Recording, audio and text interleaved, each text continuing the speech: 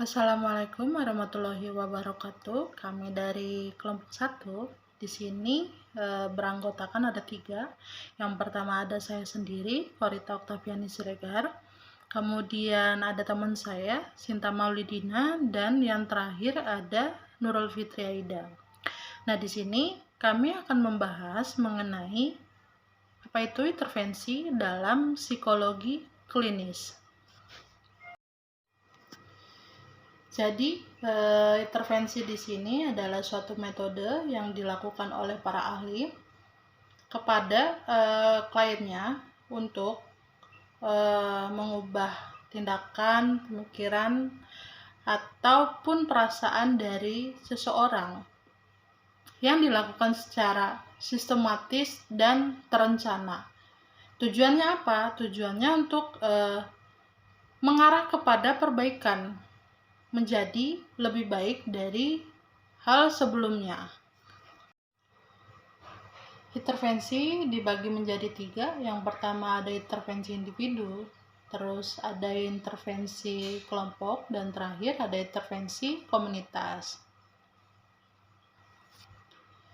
Nah, kalau intervensi individu itu dia sifatnya sangat terbatas. Kenapa terbatas? Karena individu ini hanya berfokus kepada hubungan interpersonal antara klien atau pasien kepada ahlinya atau psikolog atau terapis.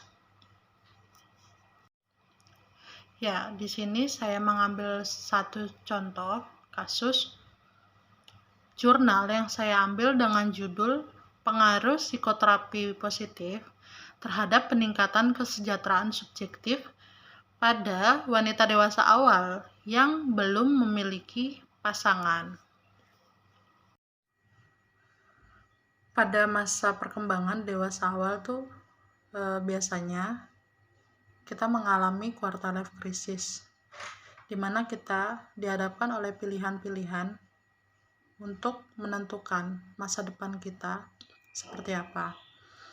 Nah, biasanya kita menemukan fenomena yang terjadi di masyarakat.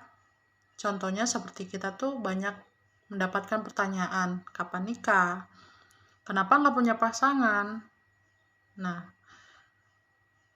itu membuat kita terkadang tidak menemukan kebahagiaan dalam hidup. Akan menjadi abnormal ketika kita tidak bisa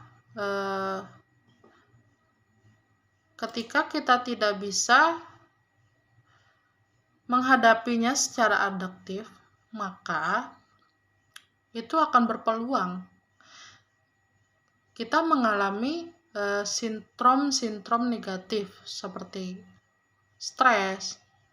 Kalau kita tidak bisa mengelola tingkatan stres itu, bisa aja loh kita menjadi depresi hanya gara-gara omongan orang, hanya gara-gara pertanyaan-pertanyaan yang dilontarkan orang terhadap diri kita.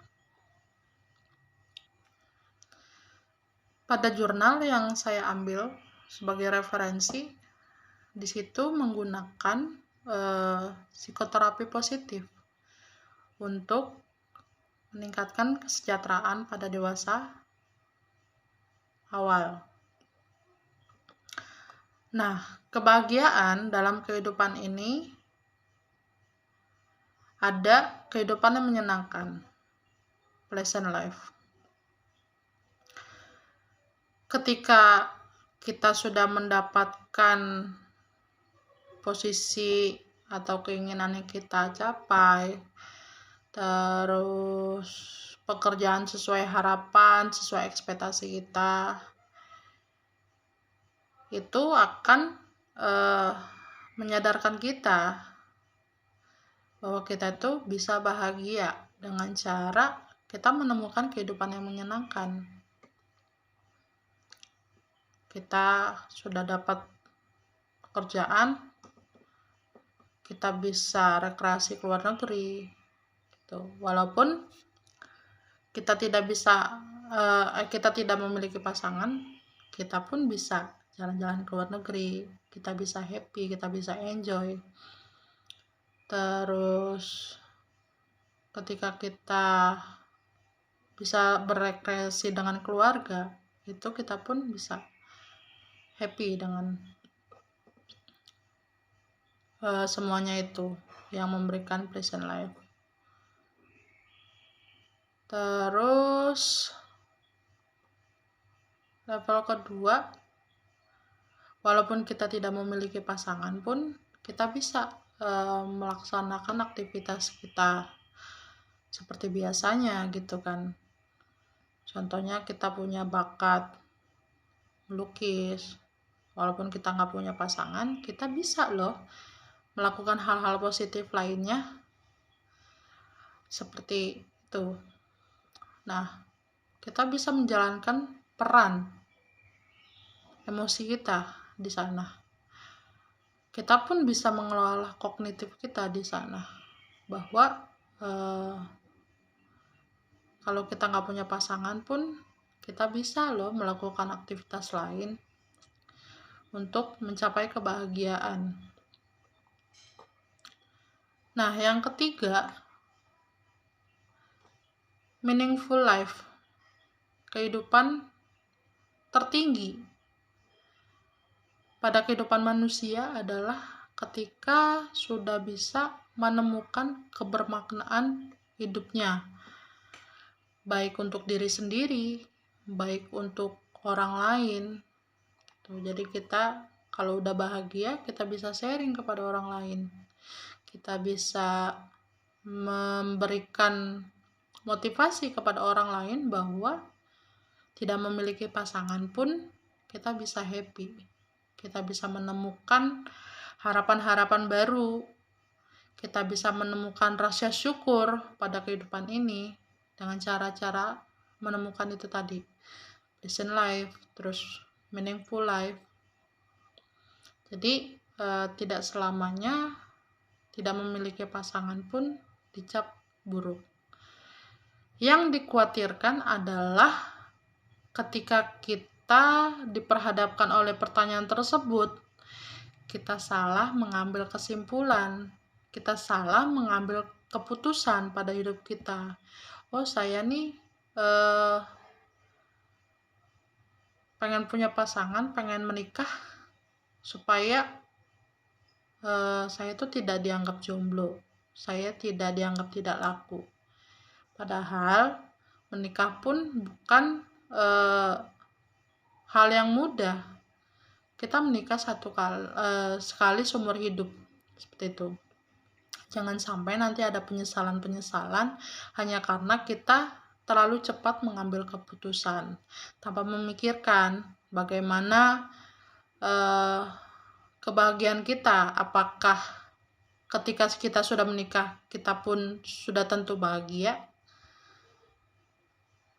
Apakah kita menikah kita sudah matang secara emosional, secara finansial? Nah, itu makanya kita berpikir kembali sehingga diharapkan intinya kita dapat menemukan kebahagiaan dalam hidup kita, kebermaknaan dalam hidup kita. Selanjutnya dilanjutkan oleh teman saya.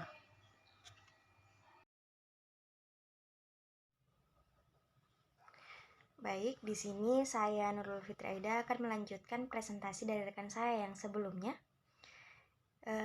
Saya di sini akan membahas mengenai intervensi kelompok. Nah, sebelum itu, teman-teman kita harus mengetahui bahwa apa sih intervensi kelompok itu? Intervensi kelompok merupakan suatu perawatan yang diberikan kepada orang-orang, seseorang atau lebih yang mengalami gangguan yang sama, di mana dalam suatu kelompok itu dipandu satu atau lebih seorang terapis dengan tujuan untuk mendapatkan perubahan dalam diri suatu individu. Selanjutnya saya akan membahas mengenai bagaimana sih intervensi kelompok ini. Nah, sebelumnya mengenai intervensi kelompok, yaitu merupakan suatu terapis yang diberikan kepada individu yang mengalami penyakit atau gangguan yang sama yang dipilih secara cermat, yang kemudian ditempatkan dalam satu kelompok.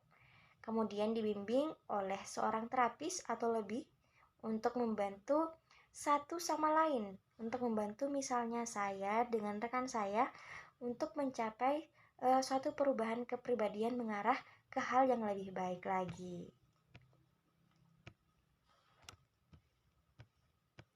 Nah, adapun yang akan saya jelaskan selanjutnya yaitu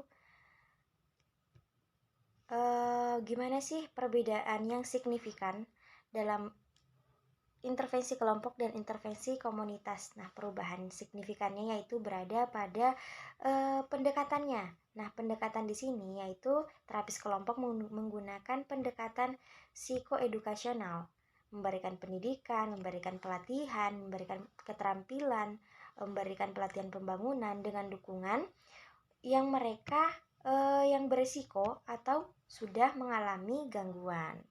Selanjutnya saya akan mengangkat suatu jurnal yang menurut saya merupakan suatu terapi, yaitu menggunakan intervensi kelompok, yaitu judulnya Terapi Kognitif Perilaku dalam Kelompok untuk Kecemasan Sosial pada Remaja Putri dengan Obesitas. Yang pertama yang akan saya bahas yaitu konsep abnormalnya. Nah, adapun konsep abnormalnya yaitu adanya permasalahan yang sama terhadap individu-individu, yaitu kecemasan sosial pada remaja putri yang mengalami obesitas. Nah, di sini tuh saya juga akan membahas mengenai tujuan dari penelitian terapi kelompok ini, yaitu untuk mengetahui apakah terdapat perbedaan penurunan kecemasan sosial terhadap remaja putri yang mengalami obesitas pada kelompok eksperimen dan kelompok kontrol setelah diberikan terapi kognitif perilaku dalam satu kelompok. Nah, adapun dalam desain dari penelitian ini yaitu menggunakan the untreated control group design with dependent pre-test and post-test sample. Pengukuran kecemasan ini menggunakan alat ukur kecemasan yang berupa diary checklist.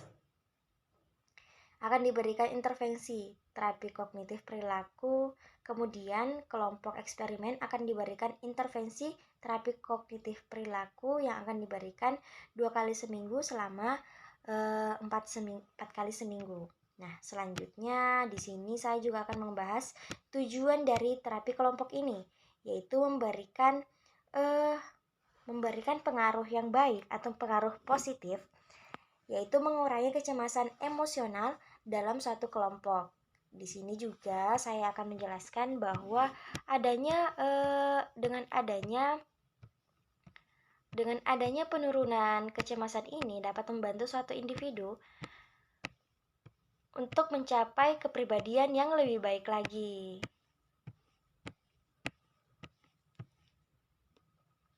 Dan selanjutnya pada jurnal ini juga dijelaskan bahwa hasil penelitian ini menunjukkan terdapat perbedaan kecemasan sosial pada kelompok eksperimen dan kelompok kontrol sebelum dan sesudah diberikan perlakuan. Terdapat penurunan ranking kecemasan sehingga kelompok sosial pada kelompok eksperimen ini diberikan terapi kognitif perilaku dalam kelompok dibandingkan dengan kelompok kontrol. Nah, di sini juga hasil penelitian ini sekaligus memperkuat argumen bahwa dengan terapi kognitif perilaku dalam suatu kelompok sangat efektif dalam mengurangi kecemasan sosial pada masyarakat. Nah, dengan adanya peningkatan kepribadian yang lebih baik menjadikan bahwa aspek pemecahan masalah dan emosi yang lebih positif. Di jurnal ini tuh berfokus mengenai bagaimana kita mengidentifikasi perbedaan penurunan kecemasan sosial pada remaja putri dengan obesitas pada kelompok eksperimen dan kelompok kontrol. Jadi kita bisa membedakan nih di mana adapun yang akan kita tahu yang akan kita ketahui di sini yaitu bagaimana sih perbedaan penurunan kecemasan emosional pada kelompok remaja putri dengan obesitas pada kelompok eksperimen dan kelompok kontrol setelah diberikan terapi kognitif perilaku dalam satu kelompok. Jadi pelaksanaan teori ini juga yaitu teori terapi kognitif perilaku dalam kelompok ini dilakukan dalam kelompok agar peserta dapat saling berbagi di sini. Misalnya saya berbicara kepada rekan saya yang sekelompok dengan saya dapat membicarakan atau mengkomunikasikan perasaan saya kepada peserta yang lainnya.